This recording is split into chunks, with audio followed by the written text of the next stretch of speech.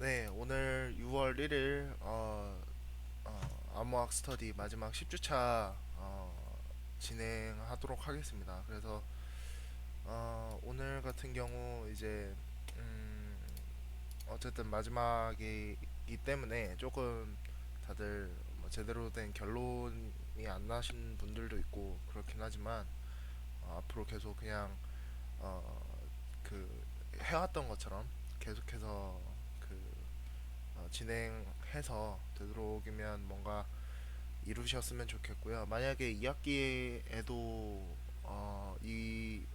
이번처럼은 아니겠지만 아마 좀 비슷하게 제가 열 수도 있어서 만약에 그때 다시 뵐 수 있었으면 좋겠습니다. 그래서 네, 저부터 시작을 하고요. 그 다음에 다른 분들은 이제 그 이름 순서대로 하도록 하겠습니다.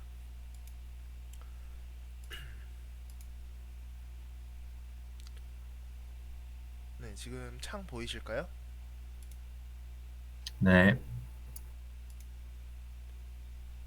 잠시만요.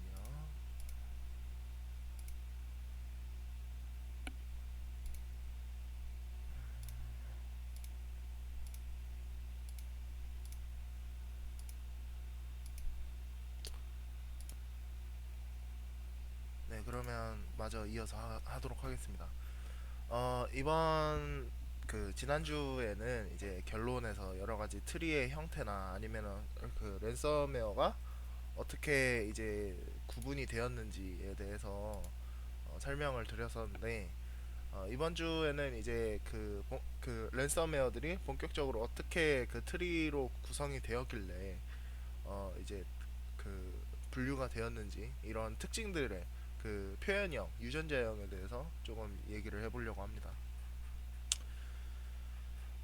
먼저 여기에서는 그러니까 화이트 리스팅 해서 그 어떠한 것들을 화이트 리스트, 그러니까 어떤 것들은 어, 그 뭐라 그럴까요? 이렇게 사전에 허락을 인가하는 걸 허락하는 그런 저기 그 특징을 가지고 있다라고 얘기를 하고 있는 거고 어, 여기에서 보시면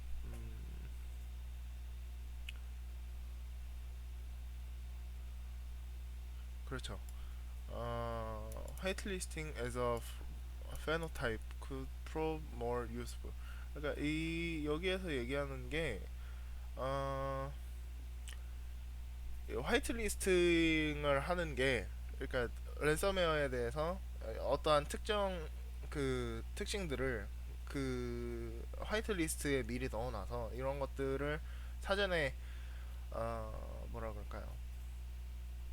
어, 그 어쨌든 이렇게 사전에 걸러낸다는 거겠죠? 예, 그래 그렇게 하는 거고 안티 애널라이스 테크닉 이것도 역시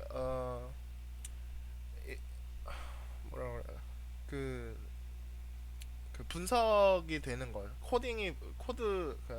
랜섬웨어 코드가 이렇게 분석되는 것을 이렇게 방지하는 기술들이 역시 이것도 특징으로서 할 수 있기 때문에 그래서 여기 특별히 얘기하는 게 예전에도 얘기했던 샌드박스 이베이전 그러니까 일종의 보안 솔루션들을 이제 우회하거나 회피하는 것들 이런 것도 역시 커다란 그 랜섬웨어 특징 중에 하나였고 그 다음에 lack of comparable phenotype 이거 같은 경우도 이제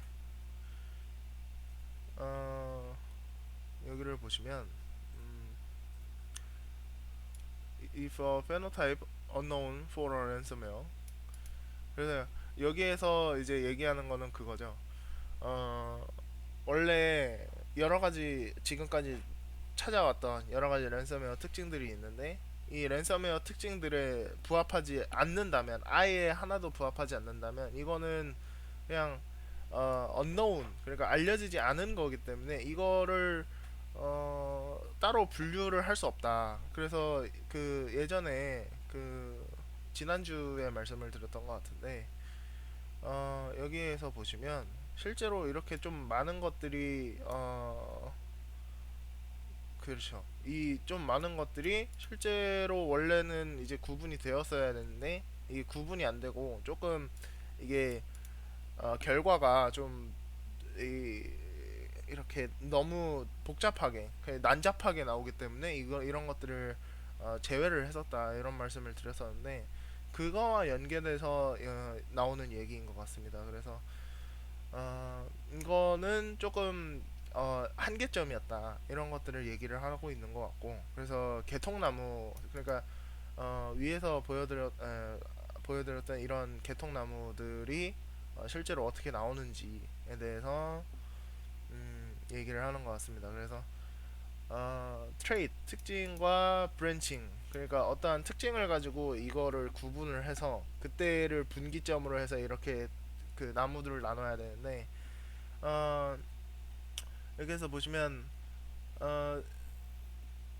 무조건 이렇게 그 자연적으로 이렇게 나눠지는 그런 게 아니고 그렇다 보니까 어쨌든 랜섬웨어라는 게 인공적으로 만든 것이고 그렇기 때문에 이런 자연적으로 발생한 자연적으로 진화한 이런 기본 그 생명과학 쪽의 그런 진화학이랑은 약간 다르다 보니까 우리가 일부러 골라 써야 됐고 그렇다 보니까 이게 확실한지는 조금 약간의 문제가 있었다 이렇게 얘기를 하는 것 같습니다. 그래서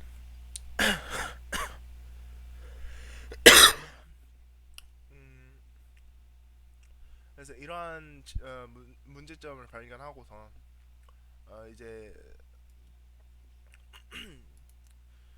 이 클레도그램이라는 것을 그러니까 계속해서 이 트리를 어, 만들면서 그래서 앤세스트리 그러니까 그 조상격인 랜섬웨어와 특징들을 어떻게 하는지 보고 그 다음에 이거를 그래서 이런 방법을 사용했더니 음, 어, 음, 예, 그렇죠. 그래가지고 이 클라도그램 그러니까 이거를 다시 보여드리면 이게 뭐냐면 이렇게 저희가 흔히 아는 트리 구조라고 하는 거죠. 이렇게 좀 나눠가지고 이렇게 쭉 설명을 하는 이거를 클라도그램이라고 하는데 이런 것들을 하다 보니 자연스럽게 저런 거를 하다 보면 아예 일반적인 트리보다는 그러니까 저희가 알고 있는 일반적인 트리보다는 그 이렇게 언루트드 트리 그러니까 그 중심 그러니까 그 뿌리가 없는 그런 상태에서 그냥 어디로 계속 뻗어 나가는지 그러니까 지난주에도 말씀드렸다시피 얼마나 이 랜섬웨어하고 이 랜섬웨어가 연관 없는지 정도만 알 수 있는 언루트 트리를 사용을 했다라고 얘기를 하는 거고 그래서 이러한 유즈는 여기서 바로 이어지는데 그래서 매핑 디퍼런트 페노타입 그러니까 다른 페노타입들 특징들을 연결을 이렇게 매핑 그러니까 이렇게 뭐라 그럴까요 이렇게 퍼뜨리면서 랜섬웨어들이 트리로 만들어지는데 이게 particularly strong 트렌드 최근 트렌드가 어떻게 점점 발생하는지에 대해서 알 수 있다는 거죠. 왜냐하면 여기에서 보시면 어, 이게 언로드 트리인데 그러면 여기에서 이제 뭐 C를 사용한 것도 있고 이제 C++를 사용한 것도 있고 뭐 그런 것들을 따로 사용하진 않았지만 이제 샌드박스 이베이전이 어떻게 되었는지 이런 것들이 이게 자연스럽게 어떻게 되면서 이게 점점 어디 방향으로 퍼져 나가더라 이런 것들을 알 수 있었다는 거죠. 그래서 이런 것들을 최종적으로 원래 이 논문의 가설이 이 랜섬웨어의 진화학적인 그런 특징들을 발견할 분석을 해서 할 수 있으면 혹시 다른 멀웨어 그러니까 다른 악성 프로그램에도 사용할 수 있을까라는 거였는데 음, 여기에서 대표적으로 예를 만드는 게 인크립션 스킴 그러니까 이 랜섬웨어는 어쨌든 암호화하는 그 방식이 가장 특징적인 거기 때문에 그래서 트로이안 목마 그러니까 트로이안 목마랑 랜섬웨어랑 다르다고 하는 거는 대표적으로 암호학적인 거기 때문에 이런 거를 특징으로 잡을 수 있었고 이런 것들이 결국 근데 보시면 랜섬웨어에서 보면 discouraged 약간 이거를 어, 좀 그렇게 그다지 어, 좋은 저기는 아니었고 그리고 unrooted 이그 unrooted 계통 그러니까 뿌리가 없는 계통나무로 쓰면 조금 더 나은 그리고 정확한 결과가 나올 수 있었다라고 여기에서 나오는 것 같습니다. 그리고 이제 어,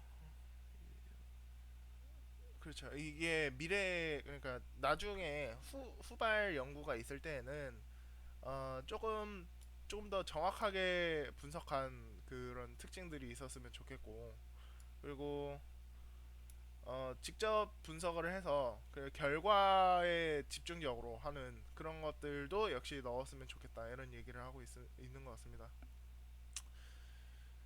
그래서 여기에서는 조금 이제 그냥 결론을 마무리 짓는 것 같고요. 그래서 여기에서 나오는 것처럼 어, 우리가 직접 이런 특징들을 일부러 잡아낸 거기 때문에 이런 것들은 자연적으로 발생하는 그런 특징과는 다르고 그렇기 때문에 이런 것들은 조금 부족할 수도 있었다라는 얘기를 하고 있는 것 같습니다. 그래서 이거의 장점 같은 경우에는 어, 이렇게 가치로 환산할 수 있는 이렇게 뭐랄까요 그 조금 이렇게 확실하게 보이는 특징들을 가지고 있었고 그 다음에 최근 랜섬웨어의 트렌드를 확인할 수 있었고 그렇지만 약점으로는 어, 조금 바뀌어야 된다. 이제 타겟 시스템이라든지 프로그램 랭귀지 이런 것들은 너무 어, 정확한 특징이 아니었다 이거죠. 그렇기 때문에 이거는 좀 그랬었고 그 다음에 클라도그램이 조금 이거를 분석하기에 조금 아쉬웠다 이런 얘기를 하고 있고 그리고 아까부터 계속 나오는 얘기였지만 artificial organism 그러니까 인공적으로 만든 건데 이거를 분석을 자연적인 그거에 대한 분석을 하고 있기 때문에 약간은 안 맞았다. 그래서 여기 보시면 마지막 질문인데 이제 어, 생명과학이 이제 그 랜섬웨어의 진화에 대해서 어떻게 했느냐 그랬더니 이제 음,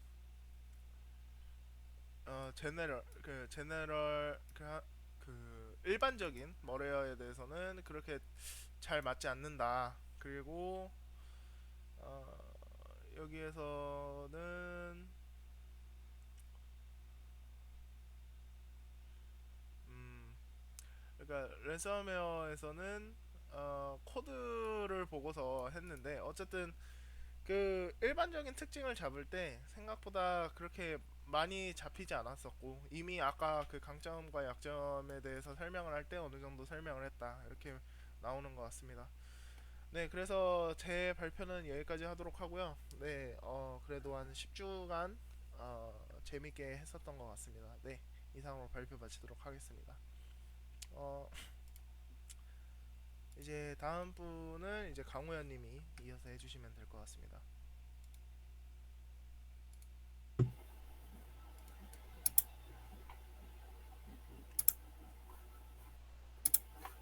자,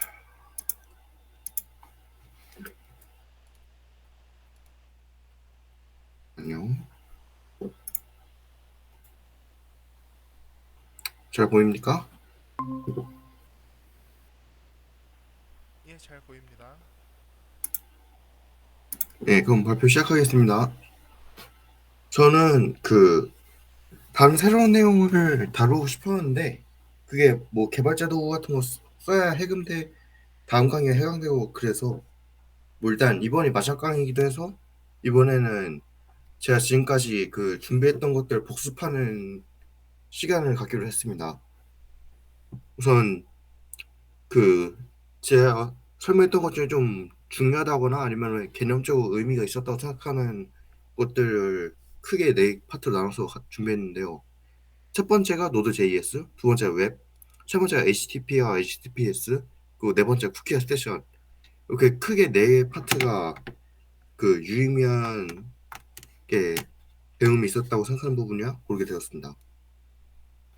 우선 Node.js는 그 자바스크립트 기반의 웹브라우저 외부에서 서버를 구축할 수 있게 만들어준 프로그램이고, 이 프로그램을 이용하면은 백엔드, 프론트엔드 개발 둘 다 자바스크립트로 할 수 있다는 걸 배웠었죠. 또 이 Node.js는 자바스크립트를 기반으로 만들어진 프로그램인데, 이 자바스크립트의 특징이 뭐냐면 웹 개발 목적으로 제작된 프로그래밍 언어, 그리고 이 자바스크립트의 가장 큰 장점은 사용자 중심 언어로 사용하기 쉽다는 점, 그리고 다양한 분야에 다 이용되기 때문에 이거 하나 배우면 뭐 다 할 수 있다는 점, 그러니까 병행성이 높다는 거죠. 그런 것도 장점이라 할 수 있습니다. 그 다음은 웹 파트로 넘어갈게요. 웹의 경우 초기 웹 서비스들은 간단한 작업들 주로 했으나 시간이 지날수록 점점 복잡한 작업들을 수행했죠. 이로 인해 오프라인에서 이루어지던 많은 상호작용이 온라인으로 수행되었습니다. 이렇게 과거에는 되게 간단한 것들, 뭐 다운로드나 잠깐 있고 아니면은 설명이나 잠깐 돼 있는데, 요즘 구매 같은 것도 이런 데서 하고, 뭐 로그인 그런 거, 이런 웹들을 저희가 쉽게 쓸 수 있는 건 웹 브라우저 덕분인데요. 웹은 정해진 프로토콜로 통신하는데 개발자가 아닌 일반 사용자가 이걸 이해하기는 힘들죠. 그래서 20세기 웹 브라우저가 등장해서 이걸 사용자 대신 해주는데, 이 수정, 이 보내는 것도 대신 해주면 이 받은 리소스도 그 시각화해가지고 이용자가 편하게 볼 수 있게 해줍니다. 이때 웹은 한 리소스에 접속하기 위해서 URL이라는 걸 사용하는데, 이 URL이 뭐냐면 웹에 있는 리소스들의 위치를 나타내는 문자열이죠. 특정 웹 리소스에 접근할 때는 이 URL을 이용해서 서버에게 요청을 합니다. 뭐 여기 HTTP 이런 거 하시고 호스트, 패스, 퀘리, 프레그넌트 이런 거 보셨죠? 여기서 호스트를 더 집중적으로 다룰 건데, 이 URL에서 호스트는 접속할 웹 리소스의 주소를 나타내요. 근데 이 호스트에는 IP 애드레스와 도메인 네임 값이 들어가는데, IP 애드레스는 불규칙한 숫자들의 그 합이라서 그 사람이 외우기 힘드니까 그 특성을 가지고 있는 도메인 네임을 이용합니다. 예를 들자면 뭐 치킨집 같은 경우 전화번호로 외우면 힘드니까 그냥 치킨집에 가야겠다라고 하면은 여기서 대신에 그 전화번호를 연결을 해주는 거죠. 그리고 아까 말씀드렸다시피 웹의 주요한 기능 중 하나인 받은 리소스를 시각화하는 작업. 이 오른쪽이 받은 리소스고 왼쪽이 그 시각화된 모습인데, 오른쪽으로 하면 솔직히 이해하기 힘들 텐데 왼쪽은 보면 여기에 뭐 글자를 써야 되고 여기를 눌러야 된다는 걸 알겠죠? 네, 그 다음 세 번째 파트 HTTP와 HTTPS. 웹 서버는 요청과 응답의 상호작용을 합니다. 제가 이걸 서버에 요청하면 서버가 이걸 듣고 이걸 그 맞는 반응을 하죠. 이때 요청과 응답의 형식에 대한 약속 프로토콜이라 하는데, 예를 들자면 뭐 요청을 하려 하면은 뭐 안녕하세요 라는 말을 한 다음에 요청을 한다거나, 아니면은 결과물을 줄 때는 뭐 결과입니다 하고 주는 등 일정한 규칙을 지켜야 되는데 이걸 프로토콜이라고 합니다. 이 HTTP 메시지는 요청과 응답을 할 때 주고받는 형식입니다. 그러니까 이게 그 프로토콜이라고 보시면 될 것 같은데, 여기서 헤드에서 헤더부터 먼저 살펴보자면, 이거는 필드와 값수로 구성되는데 이게 메시지나 바디의 속성을 나타냅니다. 예를 들면 막 이미지 파일이면 여기에 이미지 파일이라는 그게 뜰 거고, 뭐 소리 파일이면 소리 파일이라는 정보가 담겨 있겠죠. 하나의 메시지에는 0개 이상의 헤더가 있습니다. 즉 헤더가 없을 수도 있다 이 말이죠. 그리고 클라이언트나 서버에게 보내는 데이터는 HTTP 바디에 담겨져 있습니다. 그림이나 영상을 보낸다면 영상이나 그림 데이터는 여기에 담긴다는 얘기입니다. 시작줄. 여기 시작줄에는 요청을 할 때에는 제가 원하는 동작이 여기 시작줄에 담기고, 그 응답의 시작줄에는 이게 이 응답에 이 요청에 그 응답을 했는가, 아니면은 못했다면 그 사유는 어떤가? 아니면 뭐 그런 여부가 그렇게 나오게 됩니다. 예를 들자면 여기서 get, post 이런 게 원하는 동작, 그리고 뭐 205K는 상태라고 보시면 되고, 이건 뭐 버전 뭐 그런 거라고 보시면 됩니다. HTTPS는 그냥 HTTP에서 보안성이 더 개선된 부분이라고 보시면 됩니다. 현재 웹사이트에서는 대부분 HTTPS를 사용하고 있죠. 이게 왼쪽이 암호화 안 된 HTTP, 그리고 오른쪽은 HTTPS를 추출했을 때 나오는 모습입니다. 그 다음 마지막 쿠키와 세션 파트입니다. 웹서버는 사용자에 따라서 다른 기능과 다른 옵션들을 제공해야 되는데, 웹서버는 사용자의 기억할 수 없기 때문에 쿠키를 남겨서 이용자를 식별합니다. 예를 들자면 지난번에 접속했던 기록이 남아있지 않기 때문에 다시 달라 해도 뭐 사용을 인식할 수 없죠. 그러니까 쿠키를 남김으로써 이 쿠키를 보고 이용자를 인식하게 됩니다.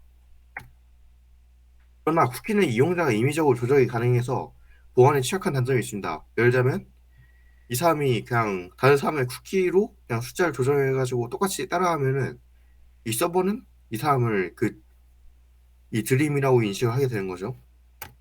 이래서 계산하기 위해 나온 게 세션입니다. 쿠키와는 다르게 세션 아이디라는 것을 제공하는데, 이 자료가 서버에 저장이 되어가지고 사용자가 임의로 조작을 할 수가 없습니다. 예, 이것으로 제가 지금까지 배웠던 부분은 마치게 됐는데요. 어,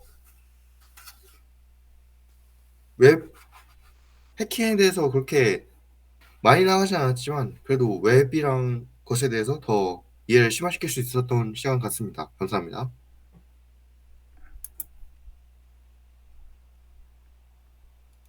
네, 다음은 박세현님 해주시면 될 것 같습니다.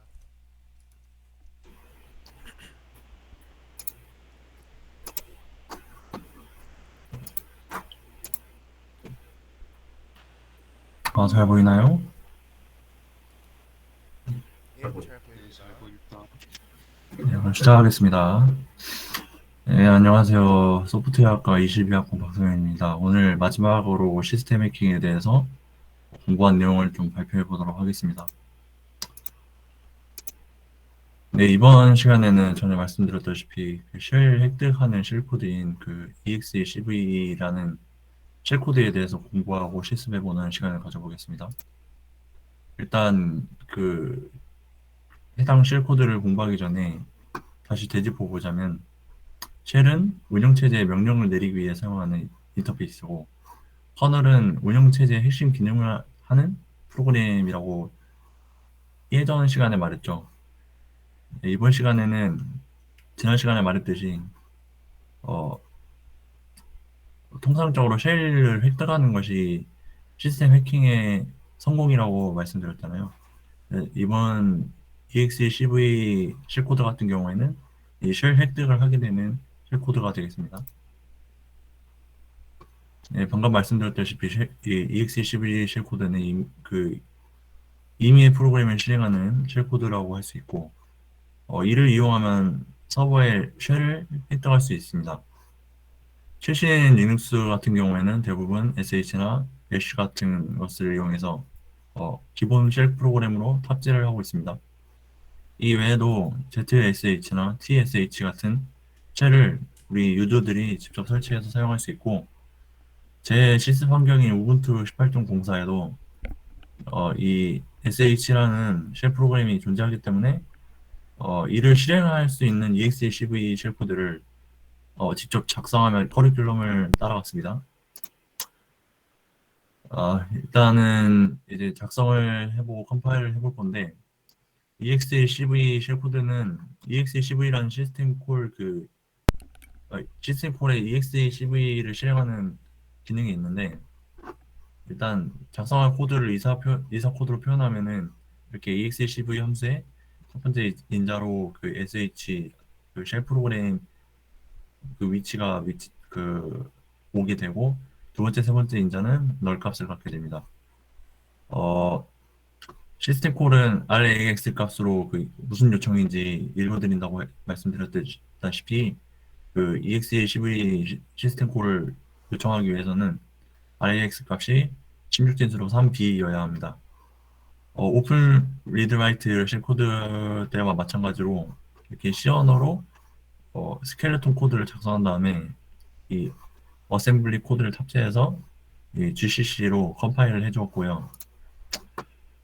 이제 그 작성한 쉘 코드 그 컴파일한 파일을 실행하면은 이렇게 정상적으로 SH가 실행이 된 것을 캡처 화면처럼 확인할 수 있습니다.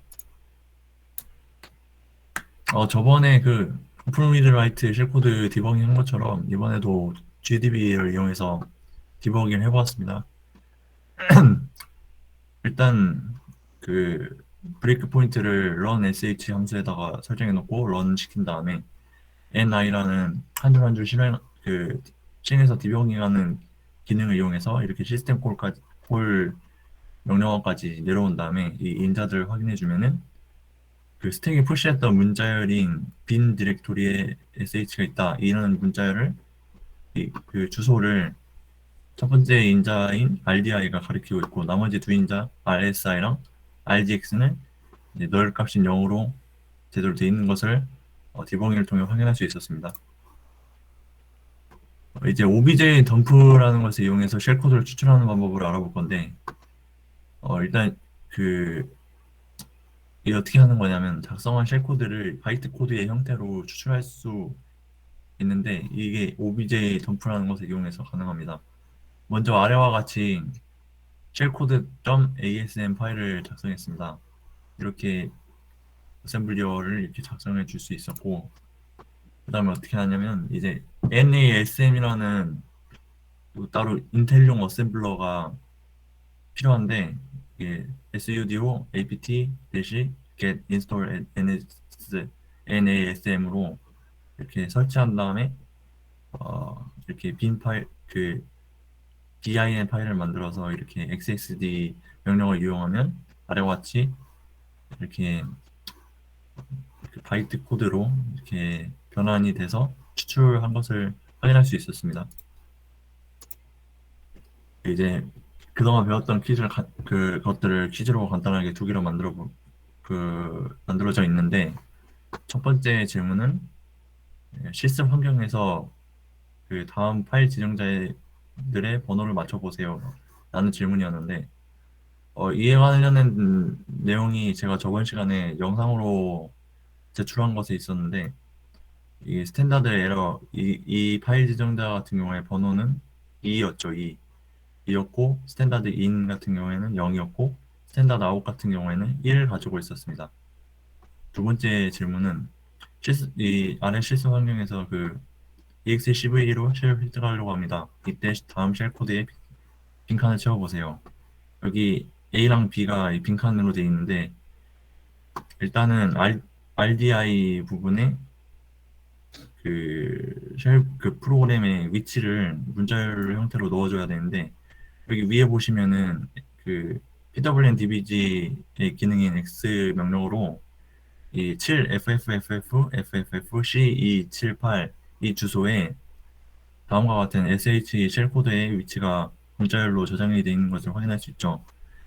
그러면 어떻게 해야 되냐면 이 주소 자체를 이 빈칸 A 부분에 넣어주게 되면 RDI가 이 문자열의 주소를 가리키게 되겠죠. 그렇게 되고 이제 RSI랑 RDX는 널 값이어야 되기 때문에 자기 자신을 XOR 연산하게 되면 무조건 0이 되죠. 그걸 이용해서 이렇게 되었고 마지막 부분을 보시면은 REX의 값을 대입해야 되는데 EXECV 그 시스템 콜 같은 경우에는 16진수로 3B여야 그 EXECV가 실행이 되죠.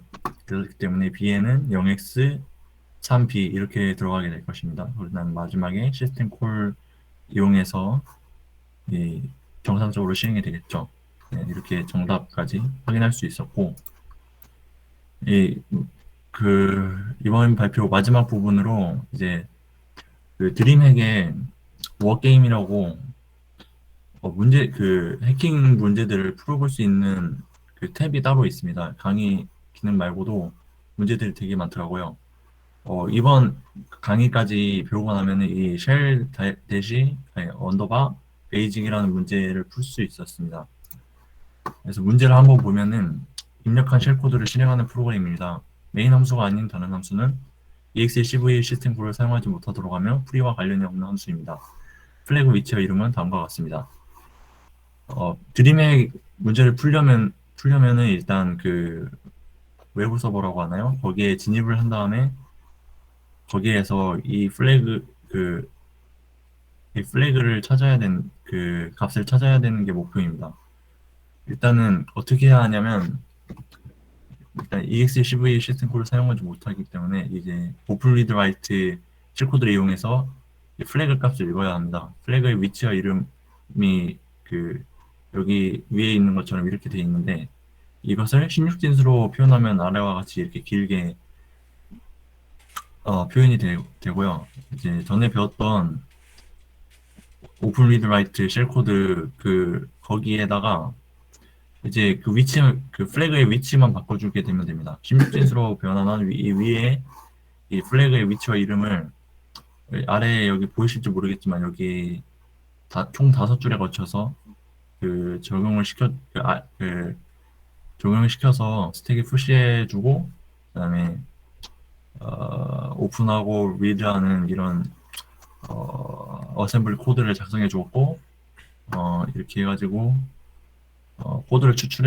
컴파일하고 코드를 추출하면은 다음과 같이 바이트 코드로 이렇게 변환을 해주고 이 변환한 그 코드를 가지고 이제 파이썬 라이브러리 중에 이 pwn tools라는 라이브러리가 있는데 이것을 이용해서 exploit.py라는 파일을 작성해 줄 겁니다. pwn tools도 커리큘럼이 있었는데 제가 건너뛰었거든요. 근데 뭐 그 고급 프로그래밍 언어니까 그냥 여기서 간단하게 하나하나씩 짚고 넘어가 보겠습니다. 일단 첫 번째 줄에 그 라이브러리를 임포트 해주고 이 다음 줄을 보면은 여기 외부 그 드림핵 문제의 그 외부 서버 주소를 여기 첫 번째 인자로 넣어줬고 그다음에 두 번째 인자로 그 포트 번호를 넣어줘서 여기에 진입하도록 해줬고 이 쉘 코드에다가 아까 변환한 코드들을 그 저장을 해준 다음에 이제 receive until이라는 함수를 이용해서 어, 그 서버에 진입했을 때 쉘 코드라는 이 글자가 나오기 전까지 기다린 다음에 이 send라는 함수를 이용해서 아까 변환해 뒀던 이 쉘 코드를 실행을 시켜주게 되고 인터랙티브 함수를 통해서 우리가 원하는 결과값만 얻을 수 있게 해주는 이 exploit.py 파일을 작성해 주었고 이 파일을 그 파이썬 그리고 exploit.py 기능을 이용해서 실행을 시키면은 아래와 같이 플래그만 이렇게 딱 떨어져서 나온 걸 볼 수 있죠. dh하고 중괄호 안에 여러 문자들이 있고 이것을 알 수 있는데 이 전체를 그 드림핵 사이트의 정답란에 기재하면은 이제 정답 처리가 정상적으로 되는 것을 확인할 수 있었습니다. 이것으로 제 발표는 마칠 건데 일단 지금까지 시스템 해킹의 아주 기본적인 기능들을 좀 알아보고 마지막 한 2주차 정도는 쉘 코드란 것을 알아보면서 좀 시스템 해킹의 좀 첫 발걸음을 디딘 것 같은데 이제 좀 방학에 들어가고 나서 조금 더 이런 해킹 기법, 그 공격 기법들을 좀 더 심화적인 공격 기법들을 좀 알아보면서 예, 커리큘럼을 완수하는 것이 목적입니다. 들어주셔서 감사합니다. 끝입니다. 네, 수고하셨습니다. 네, 마지막으로 전승현님 발표해 주시면 될 것 같습니다.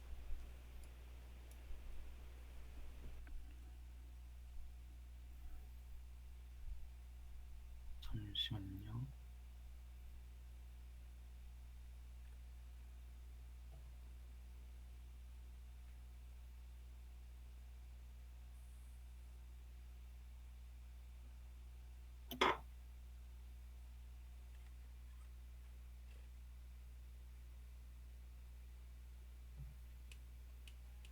화면 보이시나요?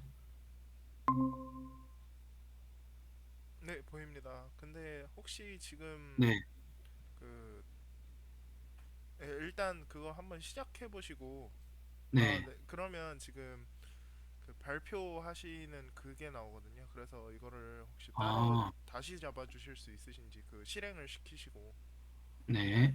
잠시만요.